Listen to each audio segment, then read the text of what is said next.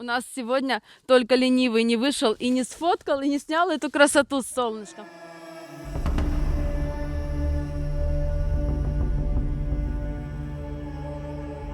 Три недели назад этот пляж полностью смыло, поэтому не разрешают сходить близко, потому что вода может утащить.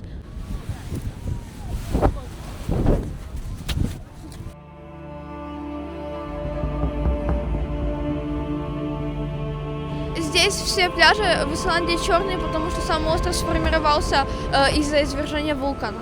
В Исландии насчитывается 130 вулканов, и из них именно 30 действующие сейчас. Блин, он меня так больно укусил конкретно. Я испугалась. Я боюсь ему давать.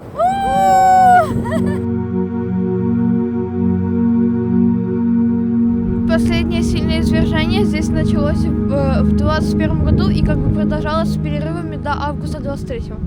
И я скажу, что дорого. Вот мы с Таей заказали 2 кофе и 2 пирожных, вышло 1800 гривен. 5000 исландских крон. Дофига.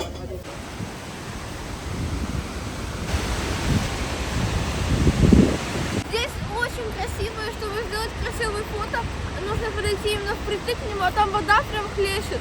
Но мы подошли все-таки, потому что здесь будет видно очень много людей. Только идти прям туда. Мы сейчас находимся на мысе Трухалей, с него открываются очень красивые панорамные виды. Мы решили не идти, сказала я и пошла.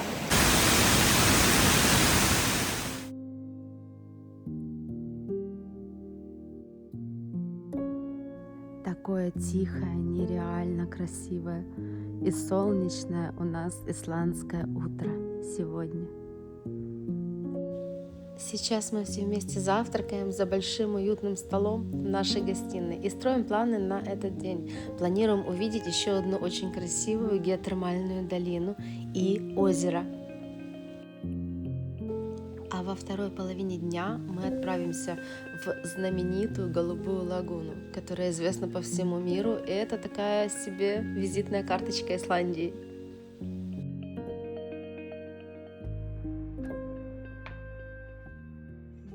Как выкидывают мусор в Исландии. Вот здесь вот такая поляночка есть. Машины подъезжают и стоят вот такие баки, они закрытые. Вот Вика сейчас уходит с пакетами, я покажу, как она это делает. Мусор здесь сортируется весь. Пластик отдельно, бумага отдельно.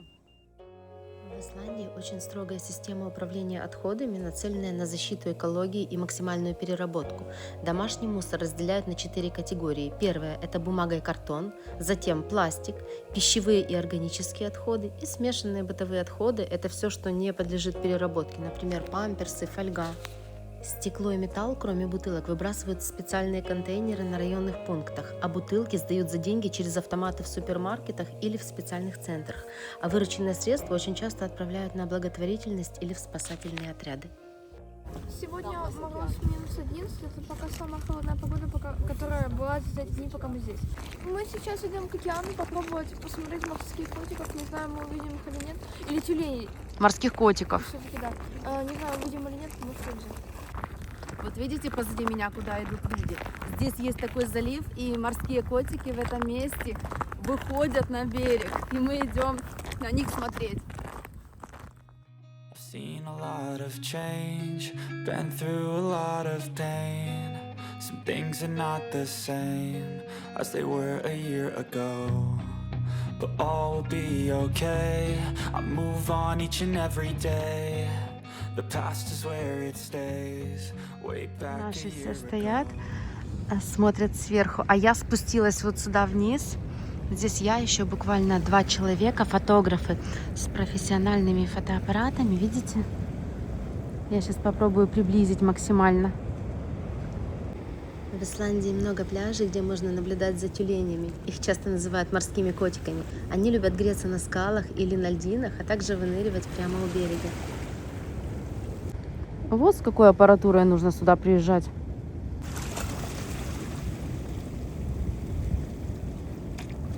А девчонки наши стоят там все, и Тая снимает котиков морских. Это все лава у нас под ногами.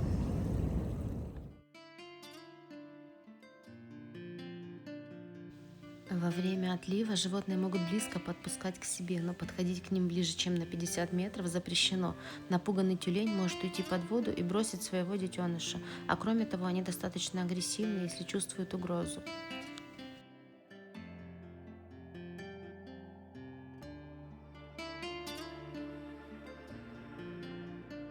Исландия — это такое место, где каждая локация просто нереально потрясающая.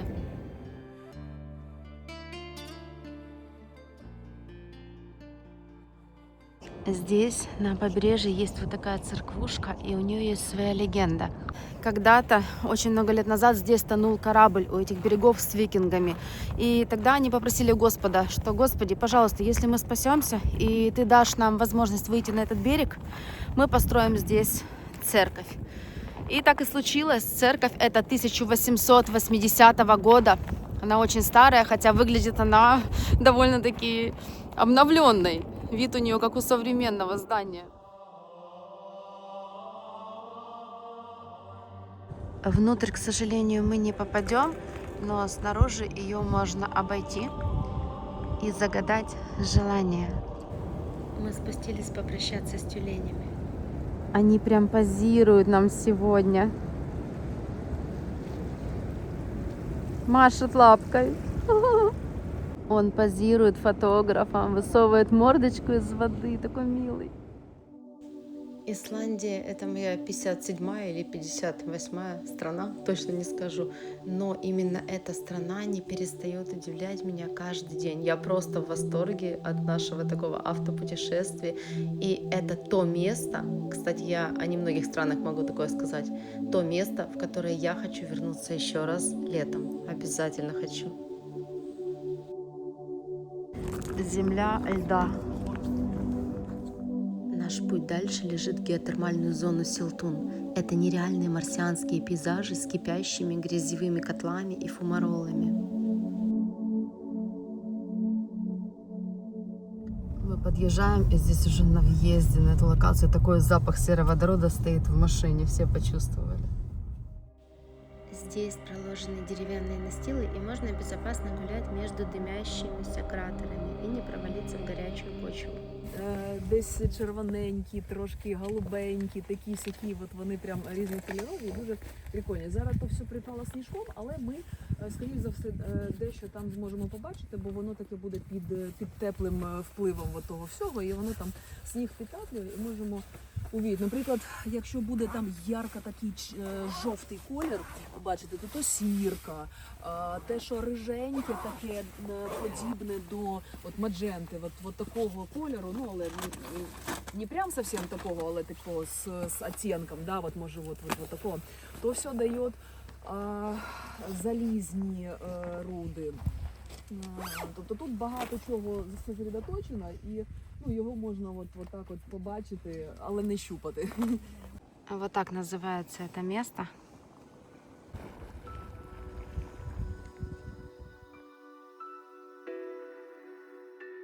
Здесь внутри слышно, как бурлит вода.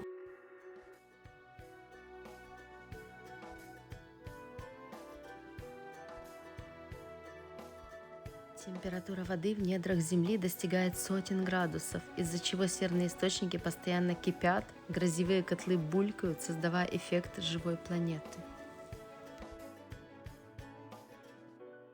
Здесь можно обойти всю эту локацию по кругу. Зоны такие отведенные с ограждениями. Красивое очень место. Мне кажется, в солнечную погоду оно еще просто в 10 раз нереально красивее. В этом месте видно, как закипает вода.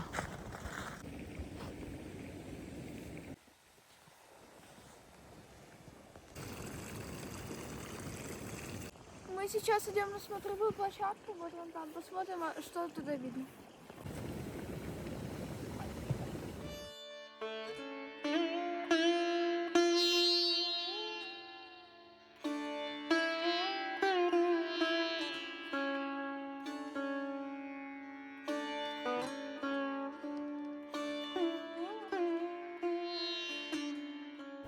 Место красивое. Я иду уже так расстроилась, Тая меня измотала нервы, тяжело мне с ней очень. Вот знаете, у меня 3 детей, да, и из всех Тая самый тяжелый моральный ребенок. Но она всем недовольна постоянно. Она вот такой вот пессимист, которому все не так, все плохо. И, конечно, на меня, я другого склада характера, на меня это очень сильно давит. Иногда морально я устаю. И вот сегодня, ну просто я устала, если честно. Как-то так. Я вообще не показываю такие моменты никогда. Но сегодня уже просто накопилось.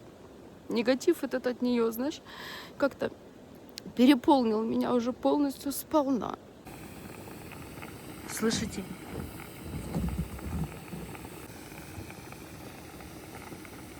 Там просто какая-то жизнь под землей происходит.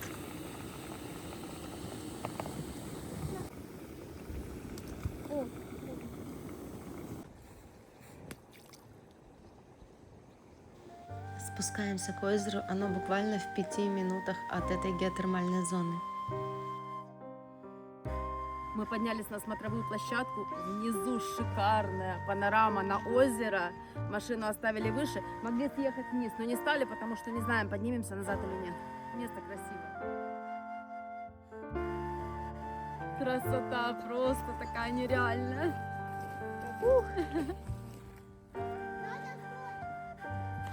Мы идем по лаве, просто по лаве.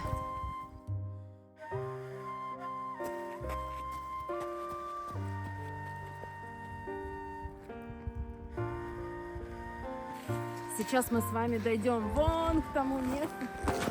И Вика сказала, вон она стоит там, в желтой курточке, что оттуда еще лучше открываются виды.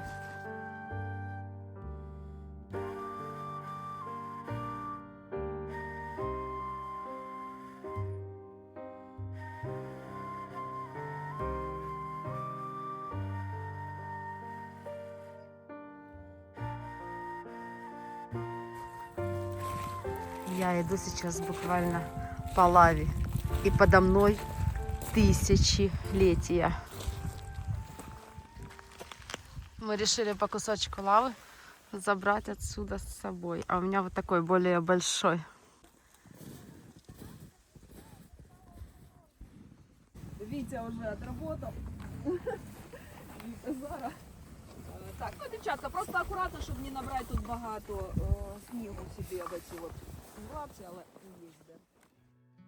Эта знаменитая черная церковь является одной из самых фотографируемых достопримечательностей страны. Благодаря своему контрасту с природой, черный цвет фасада обусловлен не мрачной историей, а защитой от сурового исландского климата. Древесину обрабатывают смолой и дегтем, чтобы предотвратить гниение от постоянных дождей и океанских ветров. Увидимся с вами в следующем выпуске.